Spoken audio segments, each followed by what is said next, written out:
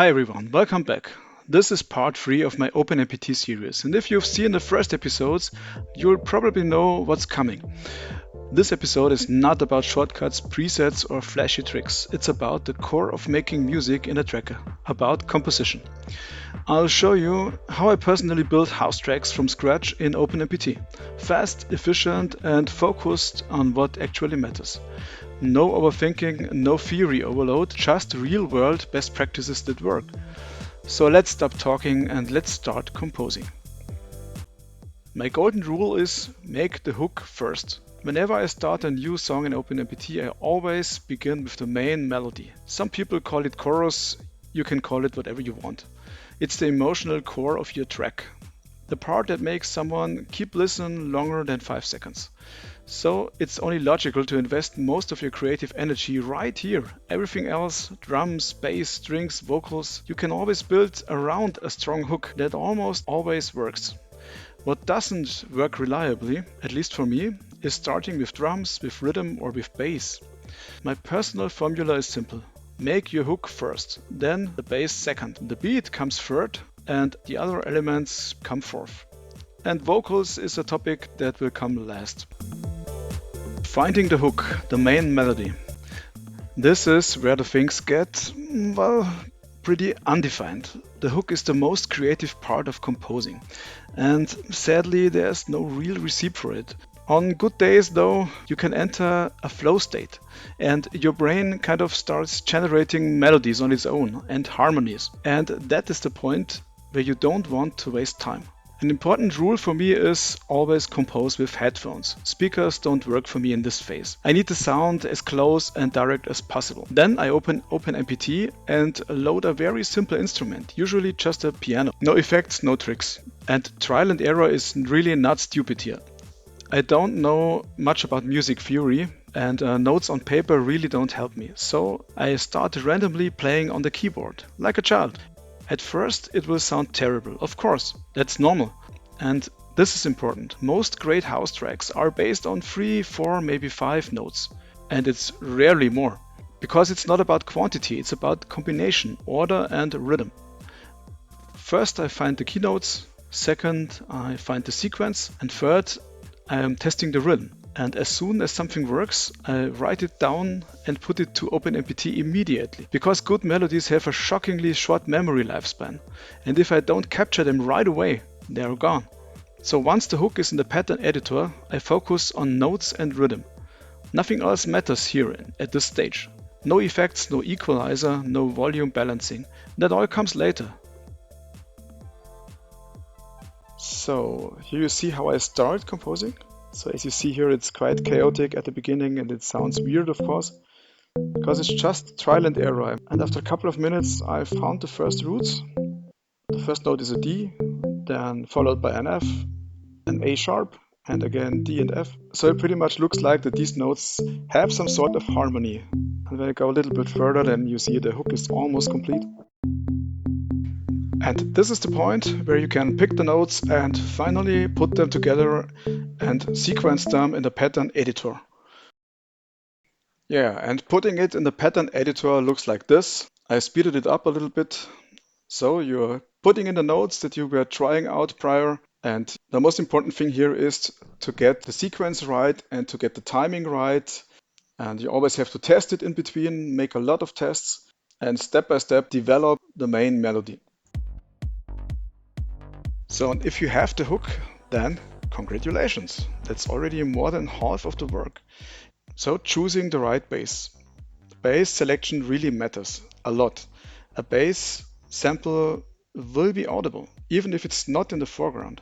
In house music, bass usually lies somewhere between 50 and 200 Hz. Everything above isn't really a bass anymore, and you're usually 1 or 3 octaves below your melody. So the easiest method is to copy the main melody, transpose it down 1 to 3 octaves. That always works, but it doesn't always sound interesting. Our ears expect bass lines to have their own character. So one technique that I use a lot is the counterpoint. You can read about that a lot in music theory, but you don't need theory to use it. The principle is the following.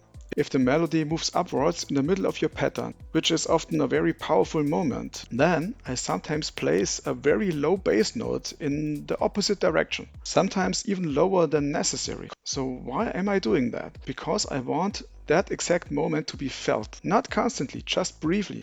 A point in the pattern where the speakers really vibrate, where you feel the bass. That moment comes back again and again, and that's what makes a bassline dynamic in house music. It's not about constant pounding, it's a controlled kind of impact. And this, in my point of view, is what defines a good bass in house music. And please don't add any effects on the bass. Echo and reverb don't belong here. So now a little more on how I designed the bass line. If you look at the structure of the song and at the main melody, it sounds like this.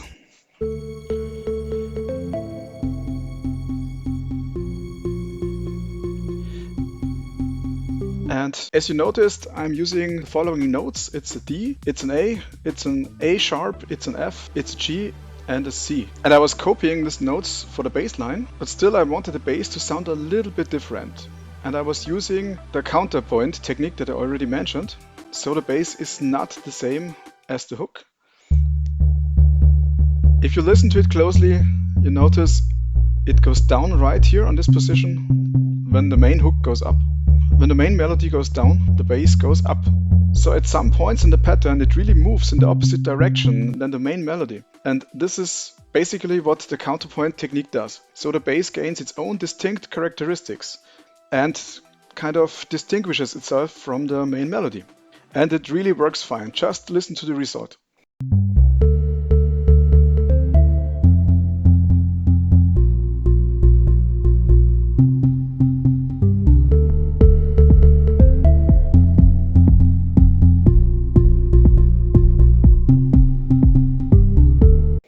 And what you can also use as a technique is the offbeat trick. So if you look at this song here that I did,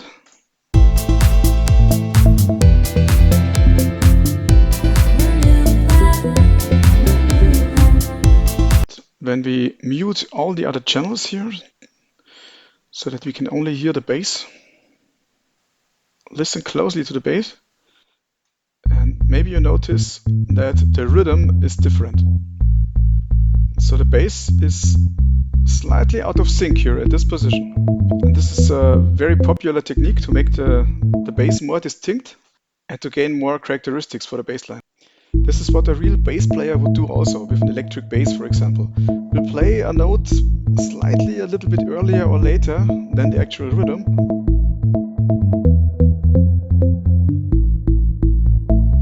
And they are doing this technique to give their instrument a little more distinction and a little more value in the song.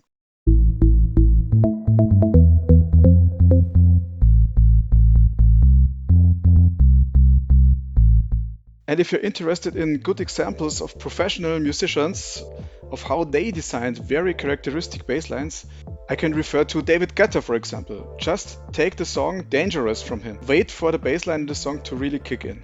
It's a perfect example of how a really characteristic and very distinct bass can be designed for house music. So let's get to kick and drums. Drums are relatively straightforward. This is less about art, it's more about structure.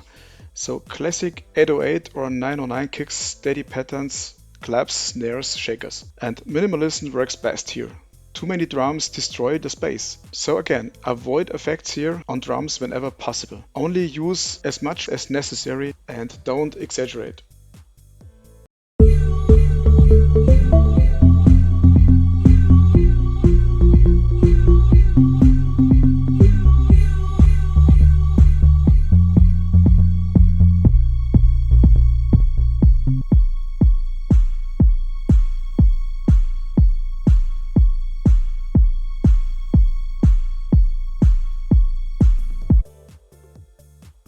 Then let's get to the strings. This is very important. And yes, I will make an entire chapter just on strings.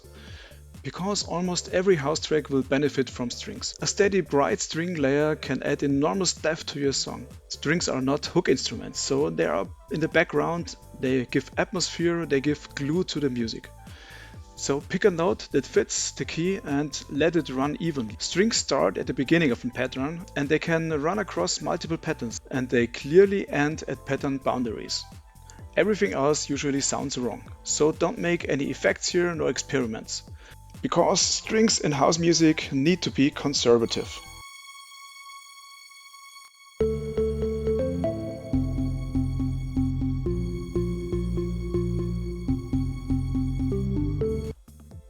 So now let's get to the vocals. Vocals are a big question in house music. Do you really need them? The short answer is most tracks get better with the right vocals, and on the other hand, they get much worse with the wrong ones.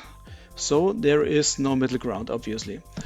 A good vocal works immediately without any effects. Pitching, heavy processing, experimenting, that rarely makes it better.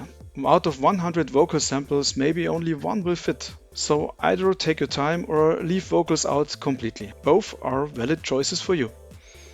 For example, for my demo track, I used a short vocal sample that is not meant to function as a full vocal performance, but rather as a very brief and well-defined, almost technical effect.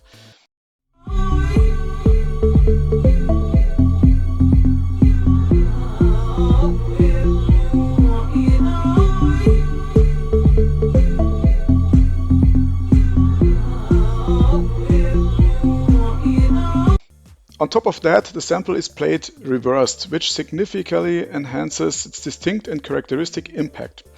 Feel free to experiment with this.